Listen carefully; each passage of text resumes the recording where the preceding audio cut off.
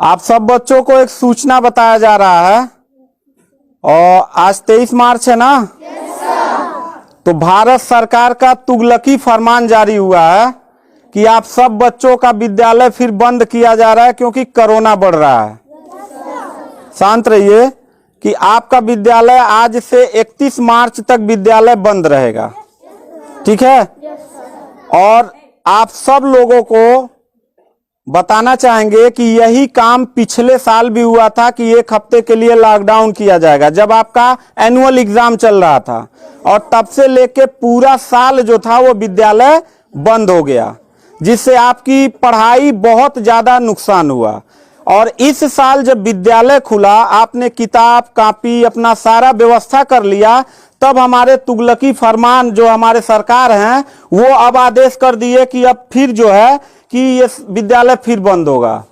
माननीय योगी आदित्यनाथ महाराज जी, मैं आपसे पूछना चाहता हूं कि आप बच्चों के भविष्य के साथ और जो प्राइवेट अध्यापक विद्यालय में पढ़ा के अपनी रोजी रोटी कमा खा रहे हैं, उनके पेट पे लात क्यों मार रहे हैं? इन बच्चों के भविष्य के साथ खिलवाड़ क्यों कर रहे हैं?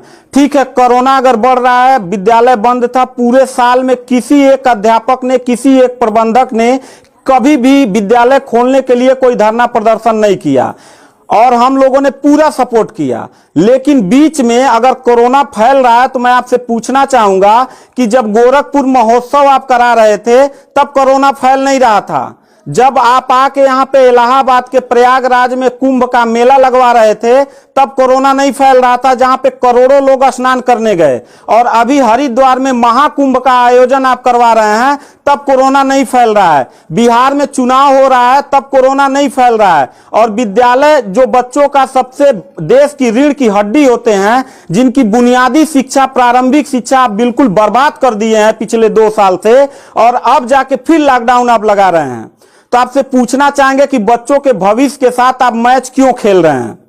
ये जितने भी बच्चे हैं, अगर 1 मार्च आप 1 अप्रैल बोले हैं, 1 अप्रैल तक अगर विद्यालय नहीं खुला तो इन सारे बच्चों को लेके मैं रोड पे बैठ जाऊंगा। ये मैं आपको खुला चैलेंज कर रहा हूं, क्योंकि बात सिर्फ मेरे तक का नहीं है, इन सारे बच्चों का भविष्य है। और इन सारे बच्चों का भविष्य आप लोग अंधकार में डाल रहे हैं। आप लोग खुद नहीं चाहते हैं कि देश का बच्चा पढ़े, पढ़ के कुछ लायक बने। आप लोग अपना, जब रैली निकालना रहेगा, चुनाव रहेगा, तो कोरोना आपके पास नहीं रहता है। और जब आपको लगेगा कि आपके विपक्ष में लोग खड़े हो रहे हैं तो आप कोरोना का ड्रामा करा के विद्यालय को सबसे पहले आप बर्बाद कर रहे हैं। आप बताइए, विद्यालय में, आप गोरखपुर जिले में 193 लोगों ने अपने विद्यालय की मान्यता निरस्त करा लिया। जानते हैं क्यों? महंत योगी आदित्यनाथ जी, क्योंकि वो लीज पे चलाते थे और उनका भाड़ा हुआ करता था 40 हजार 45 हजार रुपया मंथली हुआ करता था। वो भाड़ा न चुकाने के वजह से, चूंकि मालिक को भाड़ा चाहिए, उन लोगों ने अपनी मान्यता निरस्त करा दिया। और सरकारी जो स्कूल है उनकी हालत तो पहले से मतलब खस्ता हो चुकी है। तो ऐसे कंडीशन में गार्जियन करे तो क्या करे, और हम अध्यापक करे तो क्या करें? ये जितने भी 16-17 स्टाफ हैं, इन सब लोगों की रोजी रोटी चलती है इन बच्चों के और इस विद्यालय के संस्था से। आप लोग हमारे पेट पे प्रहार कर रहे हैं, हम लोगों के व्यवसाय से प्रहार कर रहे हैं। अगर आपको लग रहा है कोरोना है, ठीक है, विद्यालय बंद कर दीजिए, तो आप ये भी अपनी नियत को साफ करिए कि कुंभ का जो मेला, महाकुंभ का लगवाने वाले हैं, उसको भी कैंसिल कर दीजिए। और जो गोरखपुर महोत्सव और गोरखनाथ का मेला लगवा के आप ड्रामा करवा रहे हैं, वो भी बंद करवाइए। यानी आप खुद नियम का पहले फॉलो करिए, हम लोग नियम को फॉलो करने के लिए तैयार हैं। अगर लास्ट में जाते जाते यही कहेंगे, इन बच्चों को, चेहरों को देखिए, इनके माता पिता ने सारे बच्चों का, किनका मोबाइल बज रहा है, साइलेंट कर लीजिएगा सर। इन सब बच्चों के माता पिता ने, बच्चों कितने लोगों ने आप किताब कॉपी अपना सारा कंप्लीट कर लिए हो? पता है, एक एक बच्चों की किताब कॉपी 2-2 हजार रुपए की आती है। आप फिर लॉकडाउन लगा दिए, इनकी पूरी पढ़ाई बर्बाद हो गई। अब यानी आपने 1 हफ्ते का लगाया है, आपकी नीयत पे तो मुझे 100% विश्वास है ही नहीं है कि आप करोगे क्या। आप पूरे साल पढ़ाई बर्बाद करोगे। हाथ नीचे करिए। अब ये बच्चे करेंगे क्या? किताब लेकिन इनके गार्जियन करेंगे क्या? हम लोगों ने पूरा कोऑपरेट किया सरकार को। जितना दिन लॉकडाउन लगा था उतना दिन का मैंने पूरे सभी विद्यालय के लोगों ने शुल्क माफ कर दिया, क्योंकि गार्जियन के ऊपर कोई लोड न पड़े।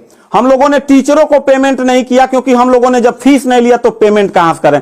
हम लोगों ने पूरा सरकार का साथ दिया, जितना हो सकता था सब लोगों ने साथ दिया। लेकिन अब इतनी कंडीशन होने के बाद, विद्यालय खुलने के बाद आप लोग विद्यालय बंद कर रहे हैं, ये बहुत ही गलत कर रहे हैं। और आपका पॉलिटिकल जो फंडामेंटल जिस पे आप चल रहे हैं कि जिन नियतों पे आपका बर्बाद होने वाला है, मैं लिख के आपको दे दूंगा कि अगर फिर से 1 अप्रैल के बाद, ठीक है, अगर 1 हफ्ते के रोकने के बाद कोरोना भाग जाता तो मतलब 1 हफ्ता आप बंद कर लीजिए, बिल्कुल हम लोग 1 हफ्ता नहीं पढ़ाई कराएंगे। लेकिन अगर फिर साल भर का ड्रामा आपने किया तो निश्चित तौर पे याद रखिएगा कि तानाशाही उतना ही अच्छा लगता है जितना तानाशाह के अंत होने का समय ज्यादा दूर हो, और आपका समय बिल्कुल नजदीक आ गया है। तो मैं उम्मीद करता हूं कि आप ये काम बिल्कुल मत करिएगा। 1 अप्रैल के बाद अगर विद्यालय फिर से आप बढ़ाएंगे तो इन सब चेहरों को देख लीजिए, और इनके गार्जियन को लेके, अपने पूरे स्टाफ को लेके, जिले से लेके मैं प्रदेश लेवल तक धरने पे बैठूंगा, इस बात को याद रखिएगा। क्योंकि सवाल यहां सिर्फ मेरे रोजगार का नहीं है, मेरे जितने सहपाठी और जितने मेरे कर्मचारी लोग हैं और इन बच्चों के पढ़ाई का भविष्य का सवाल है। तो मैं इन बच्चों को लेकर धरने पे बैठ जाऊंगा, और जरूरत पड़ा तो असंवैधानिक भी हो जाऊंगा। इसी के साथ मैं सरकार से रिक्वेस्ट करूंगा कि अगर 1 हफ्ता में बंद करने से कोरोना भाग जाता है तो हम सब लोग आपके साथ हैं, अगर नहीं भागता है तो 1 अप्रैल से छोड़ दीजिए।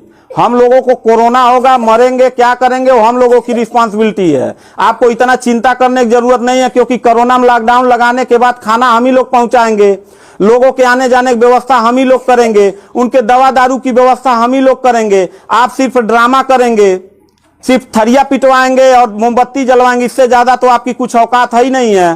तो मैं उम्मीद करता हूं कि 1 अप्रैल के बाद आप विद्यालय खोल दीजिएगा। इन बच्चों के भविष्य के साथ आप लोग खिलवाड़ मत करिएगा।